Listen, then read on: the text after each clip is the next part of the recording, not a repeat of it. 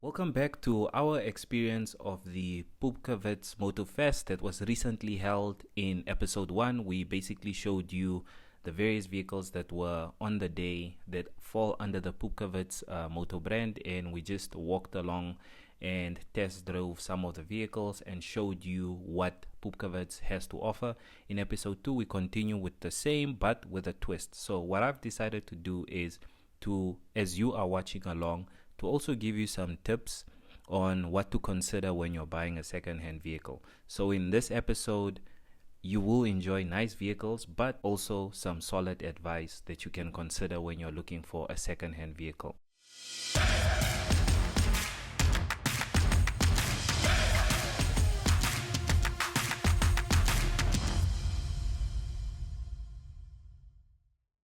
Now, we all know that the costs of brand new vehicles are just exorbitant. It's quite crazy how much vehicles now cost. So most of us would be considering second-hand or used vehicles. However, what you don't want to do is you don't want to end up buying a lemon. A lemon, if you know what it means, is basically a skoro. So to avoid that, I share a few tips that you can apply. These are not all the tips, there's more, but this is just to guide you. So let's go. Number 1, determine your budget. Start by establishing a clear budget that includes not only the purchase price, but also service and maintenance costs. Remember, you're buying a used vehicle, and for the most part, it will not come with a service plan, so you would have to service it yourself.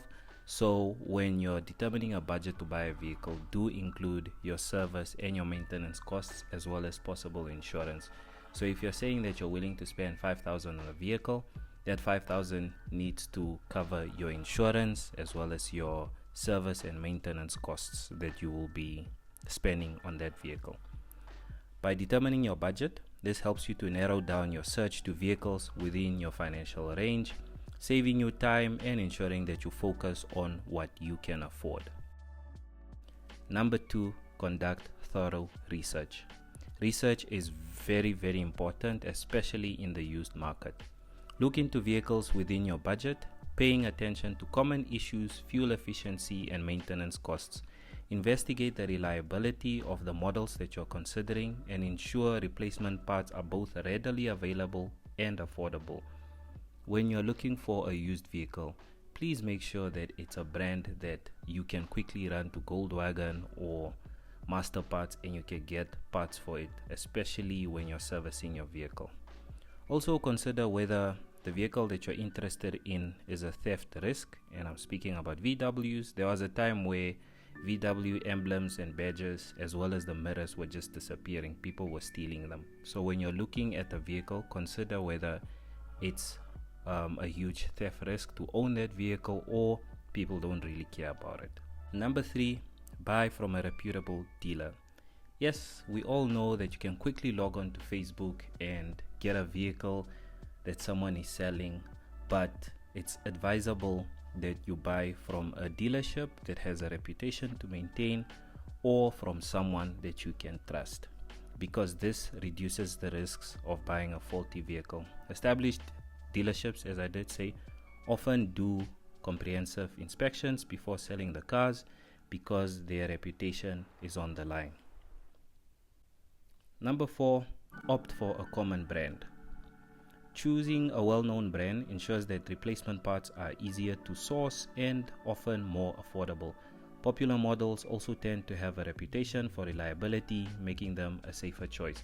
I mean, if you look at Namibia, the market is mostly filled with Toyotas and VWs, and if you're going to look for a vehicle, not that I'm promoting those two brands, but it would be advisable to look at those two brands, because if anything goes wrong with a car, whether it's involved in an accident or you just need parts, second-hand parts, it's easier to get them because those cars are a lot in the market. Number 5, consider a naturally aspirated manual option.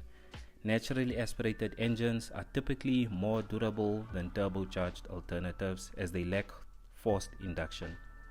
Additionally, manual vehicles are generally less expensive to maintain and repair compared to automatic options.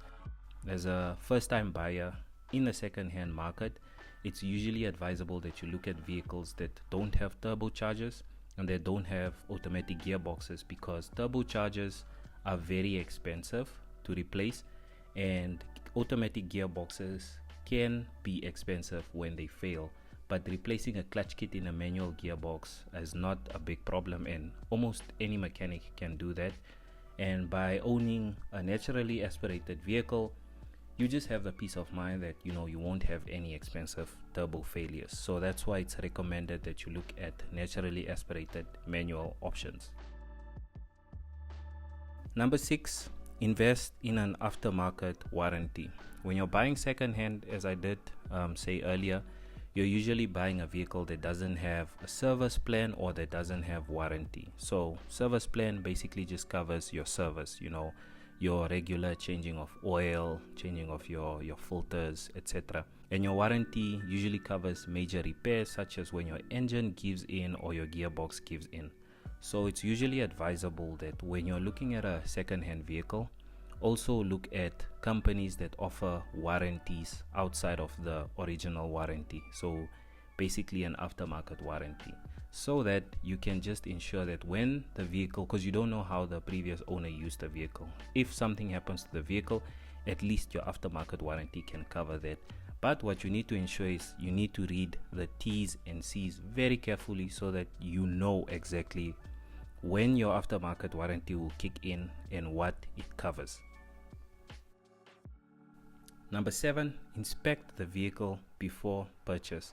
I think out of all the tips that I've given so far, this is probably the most important one. Always conduct a thorough inspection and take the car for a test drive. If you have to, please hire a professional mechanic to assess the vehicle, and this is highly recommended as they can identify hidden issues such as engine problems or body repairs that you may not see with the naked eye. This step could save you from costly repairs down the line. So don't just see pictures posted on Facebook or on WhatsApp groups and then make a purchase based on that. Go look at the car physically, inspect it, test, see the body panels, whether they all align. Drive the car, because when you drive the vehicle, you can also listen to different sounds that a car is not supposed to make, and that can better guide you in whether you should purchase that car or not. And then finally, review the service history. Now, most vehicles don't come with a service history. People would just tell you that, no, the car is serviced, I service it here. But it's advisable that you opt for a vehicle that has a service history, because by doing so, you're able to see how often the vehicle was serviced, who serviced it, and where it was serviced. And that, even though it doesn't guarantee that the car does not have any issues, at least gives you a peace of mind to say that this vehicle was well taken care of by the owner. With that said, if you do know of anyone that's interested in buying a used vehicle but they don't know where to start, please do share a link to this video. I'm sure they will highly appreciate it.